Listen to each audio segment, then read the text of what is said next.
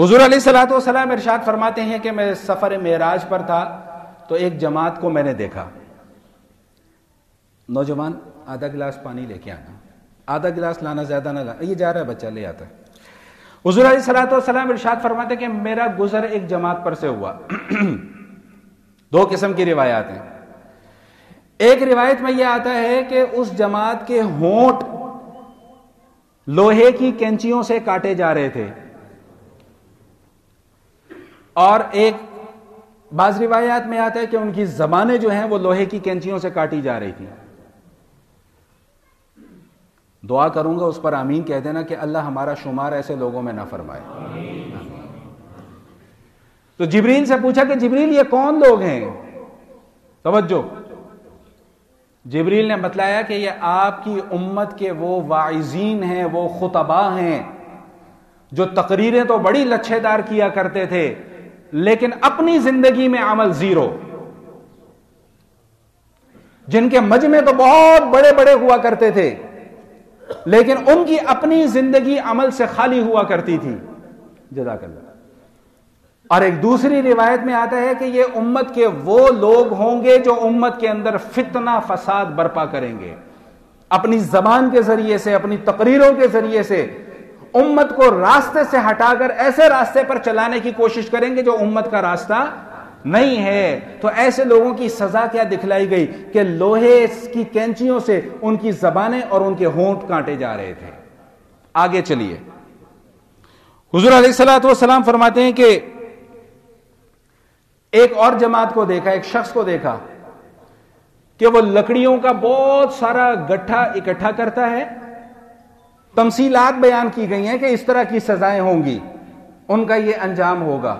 ضروری نہیں کہ یہی سزا ہو, اس سے بھی سخت سزا ہو سکتی ہے. تمثیلات بیان کی گئی ہیں کہ یہ اس قسم کے لوگ ہیں. فرمایا کہ وہ لکڑیوں کا گٹھا اکٹھا کرتا ہے, اب اس کو اٹھانے کی کوشش کرتا ہے تو وہ لکڑیوں کا گٹھا اس سے اٹھایا نہیں جاتا, لیکن لکڑیاں اس میں اور ڈالتا جا رہا ہے, ڈالتا جا رہا ہے, ڈالتا جا رہا ہے, ڈالتا جا رہا ہے. جبریل سے پوچھا کہ جبریل یہ کون لوگ ہیں؟ فرمایا کہ یہ آپ کی امت کے وہ لوگ ہوں گے کہ جن کے پاس امانتیں رکھوائی جائیں گی لیکن یہ امانت میں خیانت کریں گے, امانت کو پورا نہیں ادا کریں گے اور مزید امانتیں لوگوں کی اپنے سر پر لادتے چلے جائیں گے. اب اس کے اندر بڑی تفصیل ہے, میں تفصیل میں جاؤں گا تو بات بڑی دور نکل جائے گی. انشاءاللہ پھر کبھی اس موضوع پر دوبارہ بات ہوگی. تیسرے نمبر پر حضور علیہ الصلوۃ والسلام فرماتے ہیں کہ ایک بیل دیکھا, بیل معراج کے سفر میں. وہ بیل ایک بڑے سے پتھر سے باہر نکلتا ہے اور تھوڑی دیر بعد پھر واپس اس پتھر میں گھسنے کی کوشش کرتا ہے لیکن اس سے گھسا نہیں جاتا. تو حضور فرماتے ہیں کہ میں نے جبرائیل سے پوچھا کہ جبریل یہ کیا ماجرا ہے؟ فرمایا کہ یہ آپ کی امت کا وہ شخص ہے کہ جو امت میں فتنہ اور فساد برپا کرے گا اپنی زبان کے ذریعے سے, لیکن جب اسے اندازہ ہوگا کہ اس کا انجام بہت بھیانک ہے تو وہ اس فتنے کو ختم کرنے کی کوشش کرے گا لیکن ختم کر نہیں سکے گا. اسی لیے سیانے کہتے ہیں کہ پہلے سوچو پھر بولو. زبان سے ایسی بات ہی کیوں نکالو کہ جس سے فتنہ پھیلنے کا اندیشہ ہو. پھر وہی بات آ جاتی ہے جس پر میں گزشتہ 2-3 جمعوں سے بات کرتا چلا آ رہا ہوں کہ نئی آئٹمز مارکیٹ میں آتی چلی جا رہی ہیں جو دین کے نام پر گمراہی پھیلا رہے ہیں. دعویٰ ان کا کیا ہوتا ہے کہ ہم جیسا کوئی دیندار نہیں ہے. آج 1400 سال کے بعد جو دین میں سمجھ رہا ہوں مجھ سے پہلے کسی نے یہ دین سمجھا نہیں ہے. آج جو دین کی تشریحات میں کر رہا ہوں اس سے پہلے جتنی تشریحات تھیں وہ سب غلط تھی. اور پھر یاد رکھیے گا کہ جب اپنے بڑوں پر زبانیں کھلنا شروع ہو جاتی ہیں نا, پھر یہ زبان رکتی نہیں ہوتی.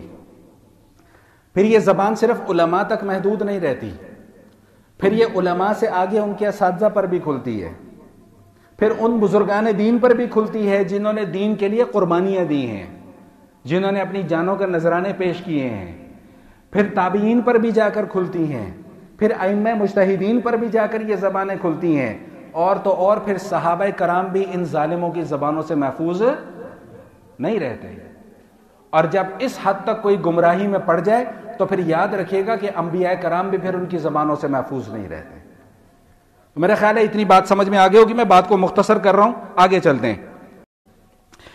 اچھا جی، حضور علیہ الصلوۃ والسلام فرماتے ہیں کہ ایک شخص کو دیکھا گیا، توجہ رکھیے گا ذرا، ایک شخص کو دیکھا کہ جس کا سر بھاری پتھر سے کچل دیا جاتا ہے،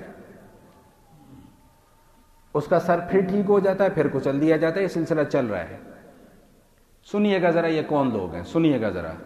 جبریل سے پوچھا کہ جبریل یہ کون لوگ ہیں؟ فرمایا کہ یہ آپ کی امت کے وہ لوگ ہیں جو نماز نہیں پڑھتے تھے، یہ آپ کی امت کے وہ لوگ ہیں جو نماز، سب بولیں بھائی، نہیں پڑھتے تھے، نماز میں غفلت کیا کرتے تھے، نماز میں سستی کیا کرتے تھے۔ قرآن خود کہتا ہے وَإِنَّهَا لَكَبِيرَةٌ إِلَّا عَلَى الْخَاشِعِينَ، جو نیک لوگ ہیں ان کے لیے تو نماز آسان ہے، جو نیک لوگ نہیں ہوتے ان کے لیے نماز مشکل ہو جاتی ہے۔ اللہ کے نبی نے فرما دیا کہ مغفرت اور درجات کی بلندی والے جو اعمال ہیں ان میں سے ایک یہ عمل بھی ہے کہ بندے کا دل مسجد میں اٹکا رہے، اسے فکر لاحق ہو کہ میں نے نماز پڑھنی ہے، مسجد میں جا کر نماز پڑھنی ہے۔ بھائی نماز تو گھر میں بھی ہو جاتی ہے۔ ابھی چند دن پہلے میں مولوی صاحب سے بات کر رہا تھا، وہی بات آپ کے سامنے بھی عرض کرنے لگا ہوں۔ ہمیشہ یاد رکھیے گا اللہ تعالیٰ عمل کو نہیں دیکھتے، عمل سے پہلے جو آپ کی ایفرٹ ہے نا، اللہ اس ایفرٹ پر اجر عطا فرماتے ہیں، اس کوشش پر اللہ پاک اجر عطا فرماتے ہیں۔ فجر کی نماز تو آپ گھر میں بھی پڑھ سکتے ہیں، لیکن اس پر اجر کیوں نہیں ملتا؟ کیوں؟ اس لیے کہ اس فجر کی نماز کے پیچھے محنت نہیں ہے، کوشش نہیں ہے۔ کوشش کس نماز کے پیچھے ہے کہ آپ سخت سردی میں بستر سے